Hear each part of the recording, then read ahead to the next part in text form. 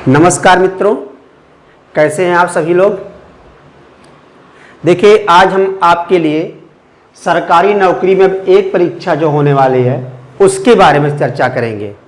बहुत सुने होंगे कि अब सरकारी नौकरी में सिर्फ एक परीक्षा होगा, तो उसके बारे में बताएंगे कि क्या है, इसके बारे में पूरा विधिवत हम लोग जानेंगे।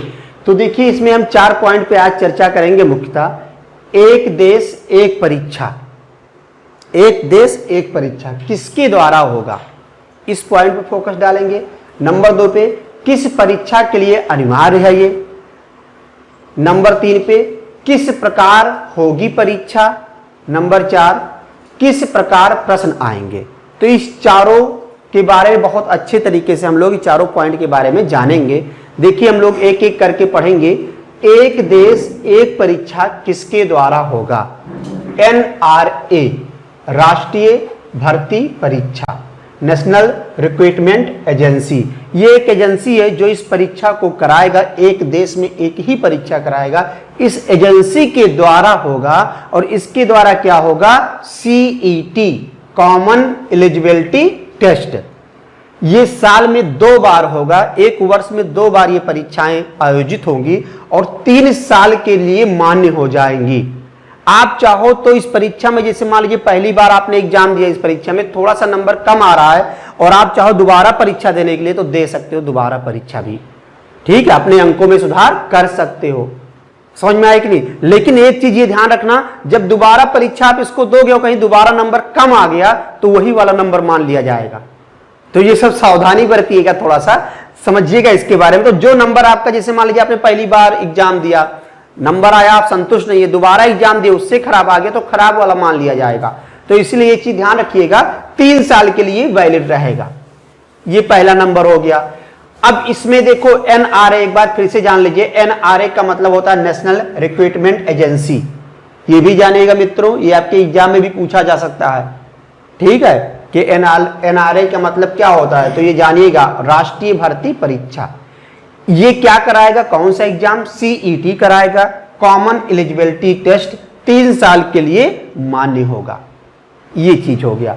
उसके बाद किस प्रकार, किस परीक्षा के लिए अनिवार्य है, किस परीक्षा के लिए अनिवार्य है। तो ये परीक्षा ग्रुप B व C के लिए ही अनिवार्य है, ISPCS के लिए नहीं है मित्रों।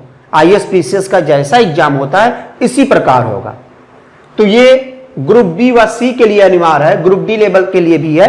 तो यहां पर SSC बैंक रेलवे को अभी अभी शामिल जो किया गया है, SSC बैंक रेलवे को शामिल किया गया है। इसका अलग अलग एग्जाम अब आपको नहीं देना पड़ेगा। पहले काफी दिक्कत होती थी बच्चों को, जैसे बैंक का वैकेंसी निकला अलग अलग, बैंक में लगभग एक साल में 8 फॉर्म निकलता है, जो सब लोग जानते होंगे। बैंक PO क्लर्क, IBPS ग्रामीण बैंक, IBPS नेशनलाइज बैंक, फिर उसके बाद SBI बैंक, और सब में PO क्लर्क अलग अलग फॉर्म भरना पड़ता था और कुछ वैकेंसियां निकलती थी। कुल मिला के एक साल में लगभग 12 वैकेंसियां केवल बैंक की निकल जाती थी। समझ में आई कि नहीं। तो 12 वैकेंसी, अगर 12 फॉर्म भरा जाए, अगर देखा जाए कोई बच्चा 12 फॉर्म भर रहा है जनरल या OBC का, एक फॉर्म का लगभग 800 रुपया, तो 12 8 96, 9,600 रुपया यही हो गया।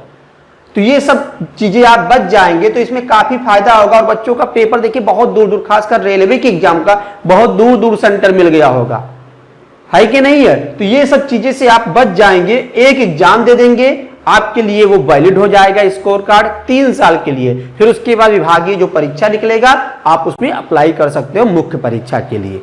जो इसमें पास होगा वही लोग उसमें भाग ले पाएंगे। तो काफी हद तक आप लोगों के लिए राहत मिलेगी मित्रों। किस प्रकार होगी परीक्षा, ये भी जान लीजिए।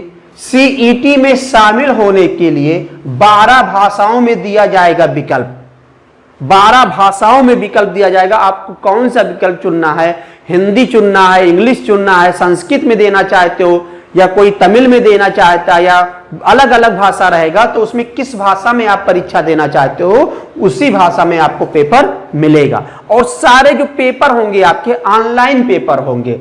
अलग और भी देख लीजिए, 10 12 स्नातक, 10वीं 12वीं और स्नातक के लिए अलग अलग परीक्षाएं होंगे मित्रों। इसका अलग अलग पाठ्यक्रम होगा, कक्षा 10 का अलग, कक्षा 12 का अलग और स्नातक लेवल का अलग अलग होगा। तो ये चीज भी ध्यान रखिएगा। उसके बाद अब हम लोग चलते हैं किस प्रकार के प्रश्न आएंगे, ये भी जानते हैं। तो जो मानक पाठ्यक्रम होगा उसी के आधार पर बहुविकल्पीय प्रश्न आएंगे। जो मानक पाठ्यक्रम होगा उसके आधार पर क्या होगा, ऑब्जेक्टिव क्वेश्चन आएंगे और सारे प्रश्न जो रहेंगे वो विकल्पीय तो रहेंगे, लेंगे ऑनलाइन के माध्यम से आपको पेपर देना है। और ये आपका रिजल्ट भी बहुत जल्दी आ जाएगा मित्रों, जो ये रिजल्ट आएगा बहुत ही जल्दी आ जाएगा। एग्जाम देने के बाद आपका स्कोर कार्ड सेव हो जाएगा, आप अपना कॉपी निकलवा लेंगे स्कोर कार्ड का। उसके बाद कोई भी विभाग में वैकेंसी निकलेगा तो उसके लिए आप योग्य हो जाएंगे और आप क्या करेंगे कि मुख्य परीक्षा में भाग ले सकते हैं, उस विभागीय परीक्षा में। तो सभी लोगों को समझ में आ गया होगा। और मित्रों आपको बता दे रहे हैं, इसके बारे में हम लोग आगे पढ़ेंगे और जानेंगे कि बहुत जल्दी राज्य सरकारें भी इसी तरीके से क्या होगा, इसी परीक्षा को मान लेगी। जो इसमें पास होगा वही क्या होगा, राज्य सरकार के नौकरियों में भाग ले पाएगा। तो ये बहुत ही अनिवार्य हो जाएगा। अभी कल का न्यूज बता रहे हैं, मध्य प्रदेश के मुख्यमंत्री माननीय श्री शिवराज सिंह चौहान जी ने घोषणा किया है कि हमारे यहां भी जो एनआरए है, सीईटी जो परीक्षा होगी, एनआरए के माध्यम से सीईटी जो परीक्षा होगा यही परीक्षा माना जाएगा और इसी में जो पास होगा वही हमारे यहां फॉर्म अप्लाई कर सकता है, नौकरी की योग्य होगा। तो ये बहुत बड़ी बात है, काफी अच्छा है, ऐसा करना चाहिए। और हम उम्मीद करते हैं कि देश के सभी राज्य इसका मानेगा अच्छे तरीके से और यही परीक्षाएं राज्य सरकार में भी मान लिया जाएगा। तो इससे काफी हद तक फायदा होगा। जो आप एग्जाम देते हो काफी दिक्कत होती है आप लोगों को, तो अब इस सबसे आपको क्या मिलेगा, सिलेबस एक निर्धारित हो जाएगा और उसी सिलेबस के अकॉर्डिंग आपको एग्जाम देना रहेगा मित्रों। आपको अलग अलग नहीं कि बैंक का अलग से पढ़ो, ठीक है, रेलवे का अलग से पढ़ो, एसएससी का अलग से पढ़ो, सबका सिलेबस भी अलग अलग होता है। कहीं स्पीड बहुत तेज होनी चाहिए, है कि नहीं है, तो आप इन सबसे बच जाओगे। तो आप लोग अब तैयारी करना शुरू कर दीजिए और पढ़ाई अपना करते रहिए। और इसके बारे में आपको कोई दिक्कत होगी और कुछ पूछना होगा कमेंट कीजिएगा। ये आपका पार्ट 1 है, पार्ट 2 हम बहुत जल्दी लेकर आएंगे कि इसमें किस प्रकार के और कुछ चीजों के बारे में चर्चा करेंगे। राज्य सरकार कैसे इसको कराएगी परीक्षाएं, राज्य सरकार में किस किस परीक्षा के लिए योग्य होंगे। तो मित्रों कैसा लगा ये सूचना बताइएगा जरूर से आप लोग, ठीक है। नमस्कार।